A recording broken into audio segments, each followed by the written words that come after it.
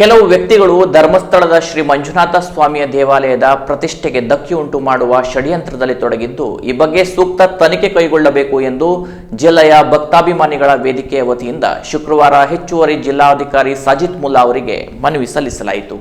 ನಗರದ ಜಿಲ್ಲಾಧಿಕಾರಿ ಕಚೇರಿ ಎದುರು ಜಮಾಯಿಸಿದ ಧರ್ಮಸ್ಥಳದ ಭಕ್ತಾಭಿಮಾನಿಗಳ ವೇದಿಕೆ ಸದಸ್ಯರು ಗಿರೀಶ್ ಮುಟ್ಟಣ್ಣನವರ್, ಮಹೇಶ್ ಶೆಟ್ಟಿ ತಿಮರೋಡಿ, ಸಂತೋಷ್ ಶೆಟ್ಟಿ ಹಾಗೂ ಜಯಂತ್ ಟಿಎನ್ ಅವರು ಸೇರಿಕೊಂಡು ದೇವಾಲಯದ ಮತ್ತು ಡಾಕ್ಟರ್ ಡಿ ವೀರೇಂದ್ರ ಹೆಗಡೆಯವರ ವಿರುದ್ಧ ಕೀಳು ಮಟ್ಟದಲ್ಲಿ ಮಾತನಾಡಿದ್ದಾರೆ. ಭಕ್ತಿಯಲ್ಲಿ ಆಳವಾದ ನಂಬಿಕೆಯುಳ್ಳ ಪುಣ್ಯಕ್ಷೇತ್ರವನ್ನು ಟಾರ್ಗೆಟ್ ಮಾಡಲಾಗುತ್ತಿರುವುದು ಭಕ್ತವೃಂದದ ಆಕ್ರೋಶಕ್ಕೆ ಕಾರಣವಾಗಿದೆ. ತಮ್ಮ ಲಾಭಕ್ಕೆಂದು ಸುಳ್ಳು ಆರೋಪಗಳನ್ನು ಮಾಡುತ್ತಿರುವ ಈ ವ್ಯಕ್ತಿಗಳ ಹಿನ್ನೆಲೆ ಬ್ಯಾಂಕ್ ಖಾತೆಗಳು, ಮೊಬೈಲ್ ಫೋನ್ಗಳು ಹಾಗೂ ಅವರ ಕಚೇರಿ ಹಾಗೂ ನಿವಾಸಗಳಲ್ಲಿ ತನಿಖೆ ನಡೆಯಬೇಕು ಎಂದು ಮನವಿಯಲ್ಲಿ ಒತ್ತಾಯಿಸಿದ್ದಾರೆ.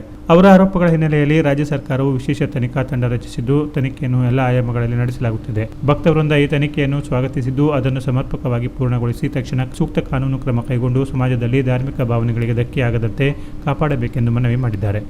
ಆರೋಗ್ಯಕ್ಕಿಂತ ಹೆಚ್ಚಿನ ಕಷ್ಟವನ್ನು ಅನುಭವಿಸ್ತಾನೆ, ಆದ್ರೆ ಇವ ಯಾಕೆ ಆರಾಮ್ಸೆ ಓಡಾಡ್ತಾ ಇರ್ತಾರೆ ಹೇಳುವಂತ ನಮ್ಮ ಪೊಲೀಸ್ ಇಲಾಖೆ ಮತ್ತು ಸರ್ಕಾರ ಪ್ರಾಮಾಣಿಕವಾಗಿ ನಮಗೆ ಅದ್ರ ಬಗ್ಗೆ ಮಾಹಿತಿ ಕೊಡಬೇಕು. ಎರಡನೇದು, ಹೈಲೈಟ್ ಮಾಡ್ತಾ ಇರುವಂತ ಸರ್ಕಾರ ಇರ್ಬೋದು ಅಥವಾ SIT ಇರ್ಬೋದು, ಅವನು ಮುಸ್ತಾಕೊಂಡು ಬರ್ತಾರೆ, 4 ಕೋಟಿ ಹೊತ್ತಿಗೆ ಕಳಿಸ್ತಾರೆ. ನಾಳೆ ನಾವು ಯೂಟ್ಯೂಬ್ಗಳಲ್ಲಿ, ಸಾಮಾಜಿಕ ಜಾಲತಾಣಗಳಲ್ಲಿ ಈ ರೀತಿ ಸುಳ್ಳನ್ನು ಬಿಂಬಿಸಿದ್ರೆ ಯಾಕೆ ಸುಮ್ಮನಿರ್ತೀರಿ ಸ್ವಾಮಿ?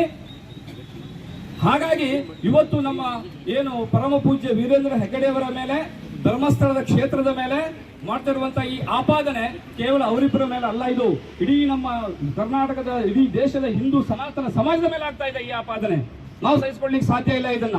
ಮುಂದಿನ ದಿನಗಳಲ್ಲಿ ಅವರ ದರ್ಶಿಗಳಾಗಿರ್ತಕ್ಕಂಥ ಶ್ರೀ ಪೂಜ್ಯರಿಗೆ ಅವಮಾನ ಮಾಡತಕ್ಕಂಥ ಮತ್ತು ಅವರ ಹೆಸರಿಗೆ ಮಸಿ ಬಳಿತಕ್ಕಂಥ ಕೆಲಸವನ್ನ ಕೆಲ ದಿನಗಳಿಂದ ನಡೀತಾ ಇದೆ. ಅಲ್ಲಿ ಈಗ 2012ರಲ್ಲಿ ಏನು ಸೌಜನ್ಯ ಎಂತಕ್ಕಂಥ ಒಂದು ವಿದ್ಯಾರ್ಥಿನಿಯ ಕೊಲೆ ಆಗ್ತದೆ. ಬಹುಶಃ ಅದು ನ್ಯಾಯಾಲಯದಲ್ಲಿ ತನಿಖೆ ಕೂಡ ಆಗಿದೆ. ಆದ್ರೆ ಅಲ್ಲಿರ್ತಕ್ಕಂಥ ಸಂತೋಷ್ ರಾವ್ ಎಂತಕ್ಕಂಥ ವ್ಯಕ್ತಿ ನಿರಪರಾಧಿಯಾಗಿ ಇವತ್ತು ನ್ಯಾಯಾಲಯದಿಂದ ಹೊರ ಬಂದಿದ್ದಾರೆ. ಹಾಗಿದ್ರೆ ಅಪರಾಧಿಗಳು ಯಾರು ಎಂತಕ್ಕಂಥ ಒಂದು ಸಂದೇಹ ನಮ್ಮೆಲ್ಲರಲ್ಲೂ ಕೂಡ ಇದೆ. ಆ ಅಪರಾಧಿಯನ್ನು ಹುಡುಕ್ತಕ್ಕಂಥ ಕೆಲಸ ಆಗ್ಲೇಬೇಕಾಗಿದೆ. ನಾನು ಮೊದಲನೇದಾಗಿ ಹೇಳ್ತೀನಿ, ಸೌಜನ್ಯಕ್ಕೆ ನ್ಯಾಯ ಬೇಕು. ಸೌಜನ್ಯಕ್ಕೆ ನ್ಯಾಯ ಬೇಕು ಹೇಳಿ ಇದ್ದವರ ಮನೆ ಕುಟುಂಬವನ್ನ ಹಾಳು ಮಾಡೋದಲ್ಲ.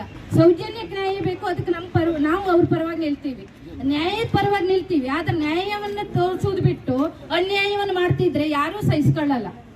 ನಾವು ಇದು ಯಾರು ಈಗ ಇಷ್ಟು ಜನ ಬಂದಿದ್ದಾರೆ ಅಂದ್ರೆ ಯಾರು ಯಾರನ್ನು ಕರೆಸ್ಲಿಲ್ಲ, ಯಾರನ್ನು ಕಳಿಸ್ಲಿಲ್ಲ, ನಾವಾಗಿ ಬಂದಿದ್ದು.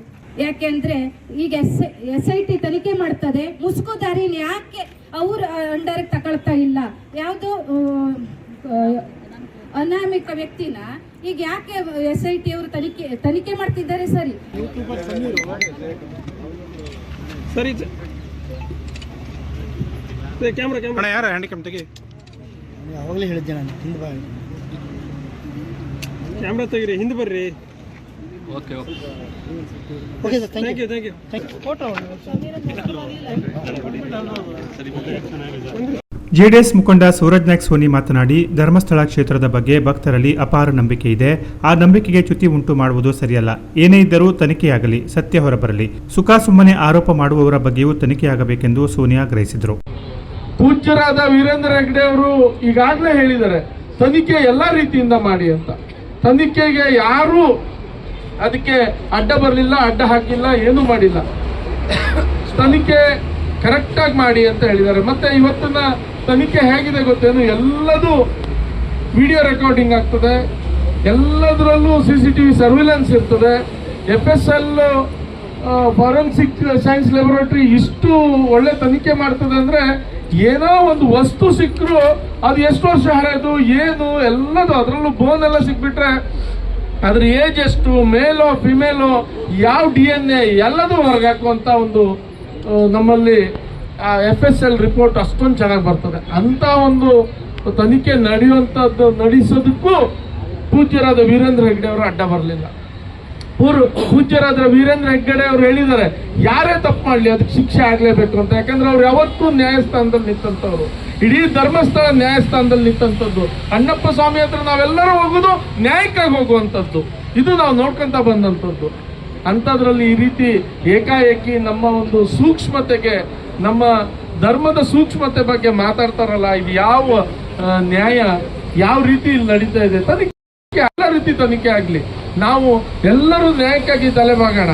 ಅಲ್ಲಿ ಪೂಜ್ಯರೇ ಹೇಳಿದ್ದಾರೆ, ಅವರೆಲ್ಲ ಬಾಂಬ್ ಬಿಟ್ಟಿದ್ದು ಇದೇ ಗಿರೀಶ್ ಮಟ್ಟಣ್ಣ ಅವರು ವಿಧಾನಸೌಧಕ್ಕೆ ಬಾಂಬ್ ಬಿಟ್ಟಿದ್ದು.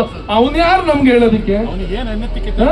ನೈತಿಕತೆನೇ ಇಲ್ಲ, ನೈತಿಕತೆನೇ ಇಲ್ಲ. ಈ ಉಸಿ ಬಾಂಬ್ ಬಿಟ್ಟು ಏನೇನೋ ಕತ್ಲ ಮಾಡ್ಕೊಂಡಿದ್ದ ಅವನ ಜೀವನನೇ ಯಾವ ರೀತಿ ಹೋಗಿದೆ ಅಂತ ನಾವೆಲ್ಲ ನೋಡಿದಂಥದ್ದು. ಅಂಥವ್ರೆಲ್ಲ ಇದ್ರ ಬಗ್ಗೆ ಮಾತಾಡ್ತಾರೆ ಅಂದ್ರೆ ಇದು ಯಾವ ನ್ಯಾಯ? ಹಾಗಾಗಿ ನಾವೆಲ್ಲರೂ ಸೇರಿ ಒಗ್ಗಟ್ಟಿಂದ ನಮ್ಮ ಶ್ರದ್ಧಾ ಕೇಂದ್ರನ ಕಾಪಾಡಬೇಕು. ಶ್ರದ್ಧಾ ಕೇಂದ್ರ ಕಾಪಾಡುವಂತ ಅನಿವಾರ್ಯತೆ ಇದೆ. ಮಂಜುನಾಥೇಶ್ವರ ಸ್ವಾಮಿ, ಅಣ್ಣಪ್ಪ ಸ್ವಾಮಿ ಏನು ನ್ಯಾಯ ಇದೆ ಅದಕ್ಕೆ ನ್ಯಾಯ ಕೊಟ್ಟೇ ಕೊಡ್ತಾರೆ. ಆ ವಿಶ್ವಾಸ ಪೂಜ್ಯರು ಇಟ್ಕೊಂಡಿದ್ದಾರೆ, ನಾವೆಲ್ಲರೂ ಇಟ್ಕೊಂಡಿದೀವಿ. ನಾವು ಪೂಜ್ಯರ ಜೊತೆಗಿದ್ದೀವಿ, ಪೂಜ್ಯರ ಹಿಂದಿದ್ದೀವಿ. ಮತ್ತೆ ವಿಶೇಷವಾಗಿ ಧರ್ಮಸ್ಥಳ ಸಂಘಟನೆಯವರು ಇವತ್ತು ಕರೆದಕ್ಕೆ ನಾನು ಬಹಳ ಅಭಿಮಾನದಿಂದ ಬಂದಿದ್ದೀನಿ. ಯಾಕಂದ್ರೆ ಇಡೀ ಧರ್ಮಸ್ಥಳ ಸಂಘಟನೆ ಯಾವಾಗೂ ನ್ಯಾಯದ ಪರವಾಗಿದ್ದಂಥದ್ದು. ಹಾಗಾಗಿ ಅಭಿಮಾನದಿಂದ ಬಂದಿದ್ದೀನಿ. ನಿಮ್ಮ ಮಾಜಿ ಶಾಸಕ ಗಂಗಾಧರ್ ಭಟ್, ಜೆಡಿಎಸ್ ಮುಖಂಡ ಉಪೇಂದ್ರ ಪೈ, ಎಂಜಿ ಭಟ್, ರಾಜು ಮಾಸ್ತಿಹಳ್ಳ, ಭಾಸ್ಕರ್ ನಾರ್ವೇಕರ್, ಹನುಮಂತಗೌಡ ಬೆಳಂಬರ, ಕಾರವಾರ ನಗರಸಭೆಯ ಸದಸ್ಯರು ಹಾಗೂ ಇತರರು ಇದ್ದರು. Canara plus news, Karwar.